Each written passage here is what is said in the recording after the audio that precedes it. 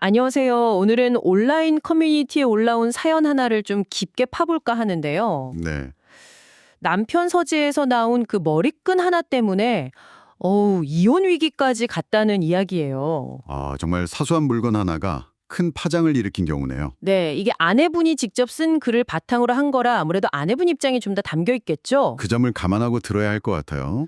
네, 아주 작은 발견, 그러니까 그 머리끈 하나가 어떻게 보면 감정의 소용돌이를 만들고 또 같은 상황을 남편과 아내가 얼마나 다르게 받아들이는지 그걸 좀 중점적으로 보면 재밌을 것 같습니다. 네. 그래서 그 상황을 좀 더 자세히 들여다보면요.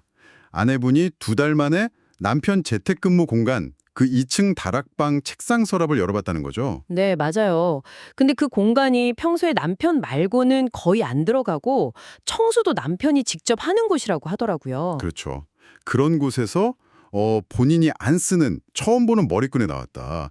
이거는 네, 그쵸. 누구라도 이게 왜 여기서 나왔지? 하고 좀 의아하게 생각할 만한 상황이죠. 네.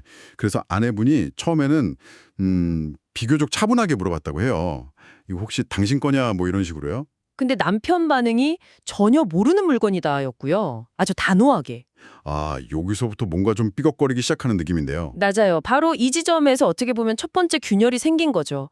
아내 입장에서는 분명 남편 공간에서 나온 거고 자기는 모르는 물건인데 네. 남편은 전혀 모른다고 하니까 아무래도 의심이 좀 들 수밖에 없었을까. 그래서 아내분이 다시 물어놨다고 하죠.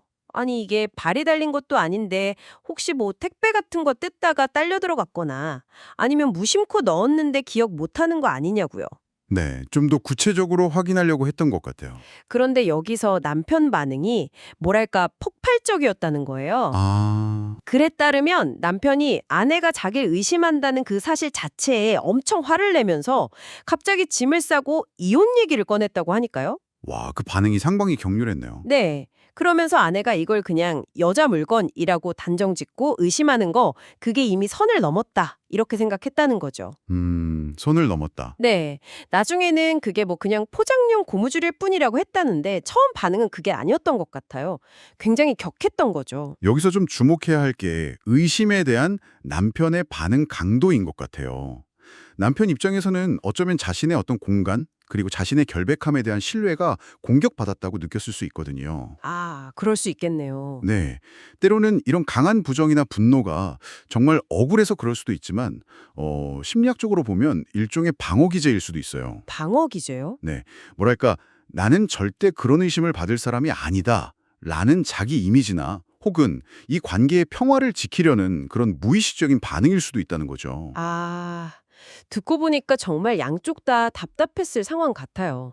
아내 입장에서는 충분히 물어볼 만한 상황인데 남편은 또 그 질문 자체가 너무 불쾌하고. 그렇죠. 소통이 완전히 어긋나 버린 거죠. 그래서 아내분이 나중에는 좀 수습하려고 한 것 같아요. 남편이 억울했을 수 있겠다. 내가 그걸 못 믿어줘서 미안하다. 지금은 믿겠다. 이렇게 사과를 했다고 해요. 네, 사과를 했군요. 근데 동시에 아니 그래도 발견 당시에는 내가 의심할 수밖에 없지 않았냐. 그 마음도 좀 알아달라. 이렇게 요청을 한 거고요.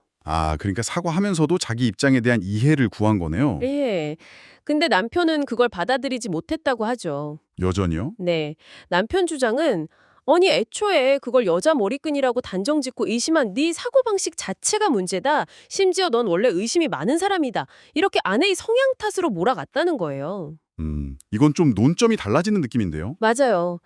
그러면서 아내가 자신이 처음부터 선을 넘었다는 사실, 그걸 인정하고 사과하지 않으면 지금 하는 사과는 뭐랄까, 자기를 용서해주는 것처럼 느껴져서 못 받겠다. 이렇게 나왔다는 거죠.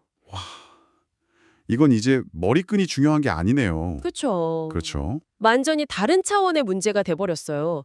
누가 먼저 잘못했냐, 누구 생각이 비정상이냐, 이런 어떻게 보면 자존심 싸움? 그런 양상으로 흘러간 것 같아요. 네.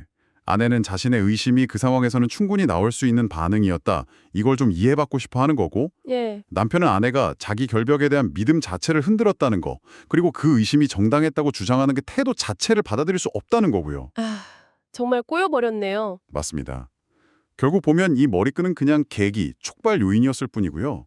그 밑에 깔린 관계의 어떤 신뢰 문제, 그리고 갈등이 생겼을 때 서로 소통하는 방식의 차이, 이런 게 확 드러난 사건이라고 볼 수 있겠죠. 네. 특히 선을 넘었다는 그 기준이 서로 이렇게 다른 상황에서 한번 깨진 신뢰를 회복하려면 글쎄요. 어디서부터 어떻게 다시 대화를 시작해야 할까요? 이게 참 어렵죠. 그러게요. 한쪽이 완전히 잘못했다고 인정하고 사과해야만 풀리는 걸까요? 아니면 서로의 감정이나 입장을 좀 이해하려고 노력하는 그 과정 자체가 더 중요한 걸까요? 정말 어려운 질문이에요. 어떻게 보면 사실이 뭐냐 이걸 밝히는 것보다 그 사실을 둘러싼 각자의 해석과 감정을 어떻게 다루는지가 관계의 방향을 결정하는 것 같아요. 네, 정말 그런 것 같습니다. 당신의 관계에서는 혹시 이런 예상치 못한 오해나 의심의 순간이 찾아왔을 때 어떻게 서로의 입장을 좀 확인하고 신뢰를 지켜나가시나요? 오늘 이야기가 어쩌면 너무 당연하게 생각했던 서로에 대한 믿음, 또 소통 방식, 이런 걸 한 번쯤 돌아보는 작은 계기가 되었으면 좋겠습니다.